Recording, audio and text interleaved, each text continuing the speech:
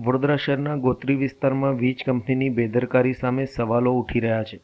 Harinagar bridge નજીક નીરા park society સામે આવેલ મુખ્ય વીજ થાંભલામાં વરસાદ બાદ કરંટ ઉતરતા એક ગાયનું કરુણ મૃત્યુ નીપજ્યું હતું.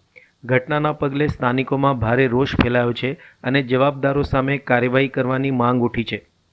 વડોદરાના ગોત્રી વિસ્તારમાં હરિનગર બ્રિજ પાસે નીરા પાર્ક સોસાયટી સામે આવેલ મુખ્ય વીજ થાંભલામાં વરસાદના કારણે વીજ કરંટ ઉતર્યો હતો. થાંભલાની બાજુમાં ઊભેલી ગાય અચાનક કરંટની ઝપેટમાં આવી જતા તેનું ઘટના સ્થળે જ મૃત્યુ નીપજ્યું હતું. આ ઘટનાના કારણે સ્થાનિક લોકોમાં ભયનો માહોલ જોવા મળ્યો હતો. સદનસીબે તે સમયે કોઈ રાહદારી અથવા સ્થાનિક વ્યક્તિ કરંટની ઝપેટમાં આવી ન હતી, જેના કારણે મોટી જાનહાનિ ટળી હતી.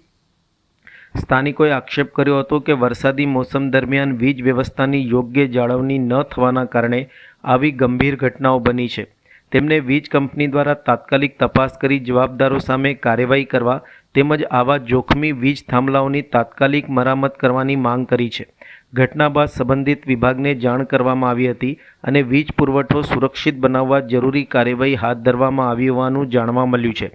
જો કે ઘટનાએ વરસાદી મોસમમાં વીજ સલામતી અંગે ફરી એકવાર ગંભીર પ્રશ્નો ઊભા કર્યા છે.